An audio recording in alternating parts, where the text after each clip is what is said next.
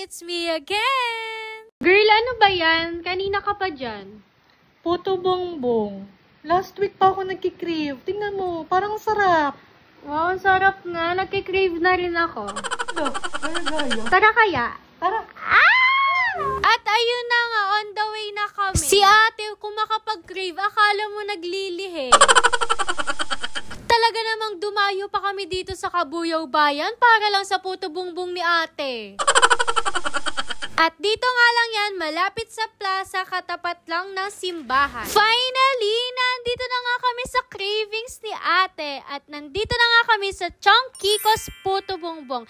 Yes!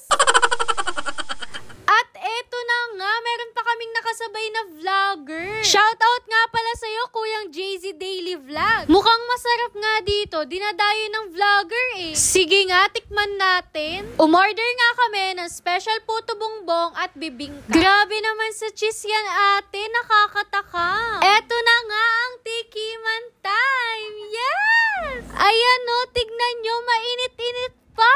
Ang bango ng nyug and then ng margarine. Yung texture, soft and chewy. Eto namang bibingka, yung tamis ng muscovado, sakto lang, hindi nakakaumay. Te, hindi naman halatang sarap na sarap ka. Ang amos mo eh.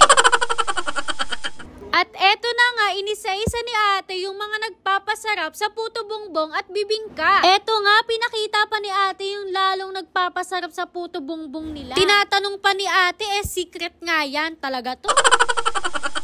Syempre, tinikman din namin yung overload puto bongbong. Wait lang, sino nagsabing simple lang ang puto bongbong? Ito, may cheese at leche flan pa sa ibabaw. Girl, ito na ang puto bongbong overload. Hindi lang pang simbang gabi, pang birthday, pang breakup at pang move on na rin.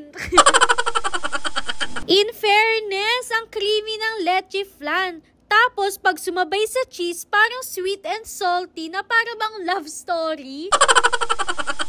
Kung dati ang puto bongbong ay pang simbang gabi lang, ngayon pwede mo nang kainin kahit anong oras. Breakfast? Why not? Merienda? G! Midnight snack habang umiiyak sa K-drama? Perfect! Yes! Ay, ubos na.